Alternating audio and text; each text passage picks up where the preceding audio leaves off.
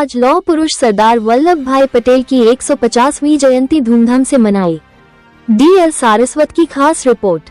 Anupgarh police थाना लौह पुरुष सरदार वल्लभ भाई पटेल की 150वीं जयंती के अवसर पर राजस्थान पुलिस द्वारा संचालित ऑपरेशन गरिमा अभियान के तहत आज स्वामी विवेकानंद मॉडल स्कूल अनूपगढ़ में एक जागरूकता सेमिनार आयोजित किया गया, जिसमें मन थाना अधिकारी principal Subhash ji, Kalika patrolling unit तथा सुरक्षा सखी उपस्थित रहे। इस अवसर पर 90 छात्राएं उपस्थित रही। छात्राओं को राजकोप सिटीजन ऐप के बारे में विस्तृत जानकारी दी गई तथा उन्हें महिला सुरक्षा, साइबर क्राइम से बचाव और त्वरित मदद के लिए उपलब्ध हेल्पलाइन नंबरों के बारे में जागरूक। थाने उसको कार्रवाई ये करनी है कि एक तो आप लोगों को जागरूक करना है, दूसरों इस तरह की घटनाएं कोई भी करता है तो उसको जेल के अंदर डालना है। कहाँ डालना है? जेल के अंदर डालना है। तो जागरूकता की बात यह है कि महिला गरिमा हेल्पलाइन के 2 नंबर जारी कर रखे, टोल फ्री नंबर है। आप किसी भी फोन से 1090 1091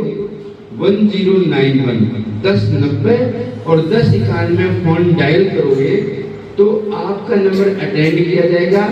आपको अपनी बात बतानी है कि मैं मॉडल स्कूल से 27 फरवरी के बीच में जा रही हूँ और मेरे साथ ये समस्या है।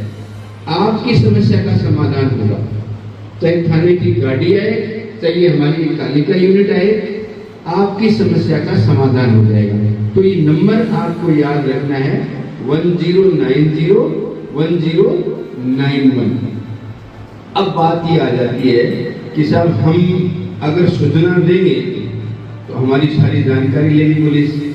क्या नाम है तुम्हारा, पिताजी का क्या नाम है, कहाँ रहते हो, क्यों फोन किया, 50 तरह के सवाल पूछेंगे। तो कई बार ये दिमाग में गलतफहमी होती है कि हम सूचना देंगे तो हमारी बात लीक आउट हो जाएगी, घर वालों को बताएंगे तो घर वाले नाराज होंगे, कोई कह देंगे भी ऐसा क्यों हुआ, और के साथ तो नहीं हुआ, तेरे साथ ही क्यों हुआ, इस तरह की बातें आती है ना।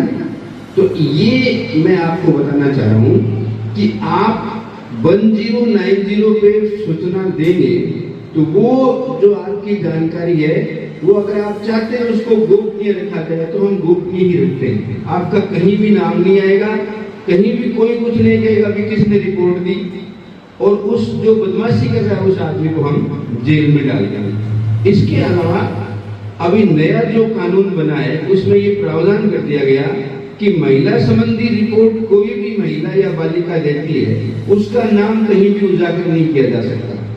कोई पेपर में नाम नहीं दे सकते, कोई अखबार में नहीं दे सकते, कोई सोशल मीडिया पे नहीं दे सकते, कहीं पर भी कोई भी नाम नहीं दे सकते। इसलिए इस चीज से निष्फिक्र रहना है कि हमने सूचना दे दी तो अगर आप नहीं चाहते हो तो आपके घर वालों को भी पता नहीं चलेगा। इसकी मैं गारंटी देता हूँ, मैं आपको वचन देता हूँ। 100 रुपए का नोट होता है ना, उस पर लिखा होता है मैं धारक को 100 रुपए अदा करने का वचन देता हूँ। तो मैं आपको वचन देता हूँ इस बात का कि आपने अगर किसी भी तरह की रिपोर्ट हमारे को दी है तो वो बात गोपनीय रखी जाएगी, आपका नाम कहीं भी नहीं आएगा, आप आराम से सूचना दे सकते हैं। इसके अलावा हमारा थाने का लैंडलाइन नंबर है 01498 25 20 62। आप उसमें भी सूचना दे सकते हैं, आप 112 पे भी सूचना दे सकते हैं, आप 1090 1091 पे सूचना दे सकते हैं। हमारे यहाँ पे एक कालिका यूनिट स्पेशल चलती है, 2 हमारे कालिका यूनिट की गीता और सुखी यहाँ पे है, 2 महिला कांस्टेबल और हैं। एक स्कूटी पे ये स्कूलों में आती है, पार्क में जाती है, वहाँ लड़कियों से मिलती भी रहती है। तो किसी तरह की समस्या हो तो आप इनको बता सकते हैं।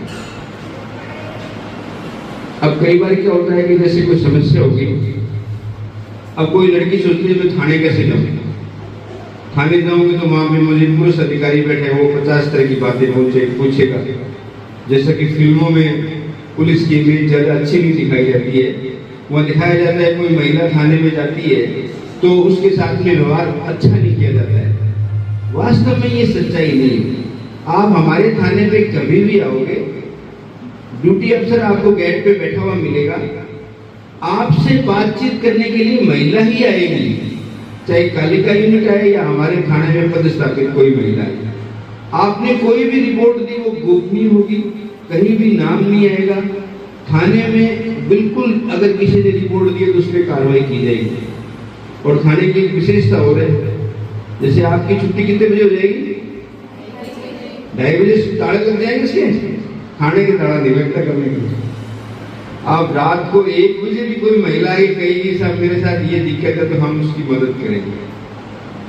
मदद करना कोई एहसान नहीं कर रहे आप, ये हमारी ड्यूटी है और सरकार इसका हमें वेतन देती है। आने की जरूरत कब है? जब आपके पास में कोई बात होगी, मोबाइल नहीं है। अदरवाइज आपके पास मोबाइल या किसी तरह का फोन है तो आपको आने की जरूरत नहीं है। आप तो फोन करो, पुलिस आपके पास आएगी।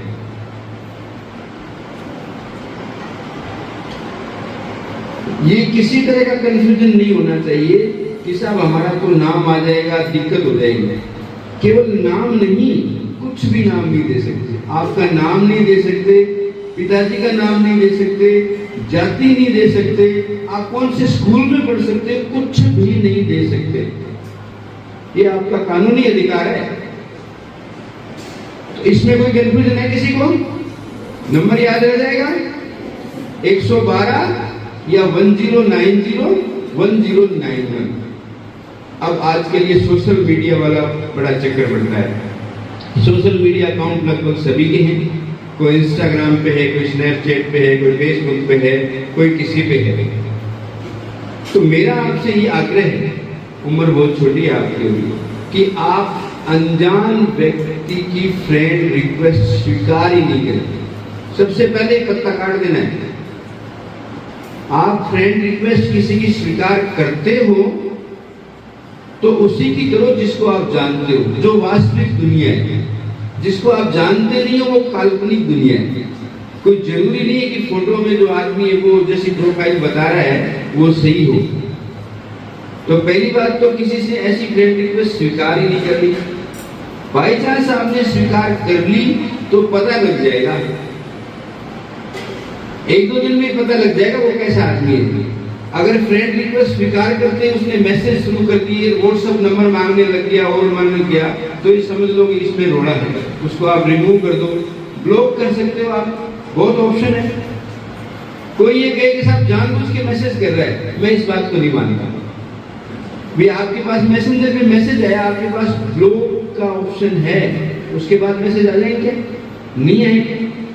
फिर भी मान लो किसी ने कोई बातों लगी, आगे बात आगे बढ़ भी गई, या आपसे कोई ऐसी फोटो मंगवा ली और मंगवा ली, या आपने किसी को फोटो भेज भी दी, तो कानून ये कहता है कि किसी एक व्यक्ति को फोटो भेजी है तो वो उसके आगे फॉरवर्ड नहीं कर सकता। तो इसलिए डरने की जरूरत नहीं। मान लो किसी फ्रेंड सर्किल में, किसी घर में किसी से गलती हो भी गई, पहली बात तो गलती करनी नहीं, सबसे पहले पता काट दो। फिर गलती हो गई तो डरना नहीं। कोई समस्या आ जाती है तो डरना नहीं। ये जो ब्लैकमेलर होते हैं इनका एक उद्देश्य होता है, सबसे पहले क्या होता है? पैसे लेने। क्या होता है? भी किसी को ब्लैकमेलिंग करके पैसा करना या व्यक्तिगत कोई किसी तरह का बदनाम करना, इस तरह की नीति इनकी रहती है। तो इस तरह की कोई बात हो जाती है तो डरना बिल्कुल नहीं है, और पैसे नहीं देना और ब्लैकमेल नहीं होना। क्या करना है आपको? थाने में आके रिपोर्ट देनी है। क्या करना है?